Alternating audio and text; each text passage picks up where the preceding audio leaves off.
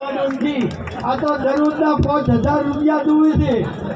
લાંબા ત્યાંથી પછી ઓલ્યાથી ગોમની જે ટુકડીઓ મળી છે 10% વાળા એવા કરી 40 છોકરાને ભેગા કરી મોબાઈલમાં ગ્રુપ બનાવી અને ગોમથી 10 છોકરા એવા છે કે આમાં ફસાયેલા છે મને પણ ખબર છે કોઈ સોનું રાખવાની જરૂર નથી જાહેરમાં ડ્રગ્સ ફેરાજમાં વેચાય છે હવે મારે એમ કહેવું છે સરકારને કે એક આસુદરા ભાઈને પૂર્ણ ડ્રગ્સ આપે છે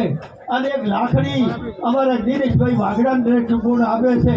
એના ચોરોને પકડે તો થરાદની પોલીસને ગુજરાતની પોલીસને આપણા રાજકારણને ધન્યવાદ આવું બે ખેતર વેચી ગયા છે બરબાદ થઈ ગયા છે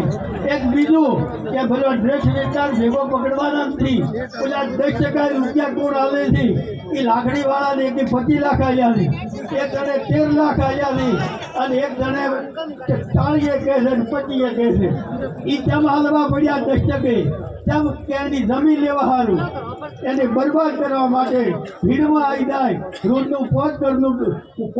ડ્રગ્સ લેતો હોય તો એને ઘરે વધે શું આપણે ઘરે શું વધે જો 50 રૂપિયાની કોથળી ના વધતું હોય તો રોજના 5,000નું કોઈ વધે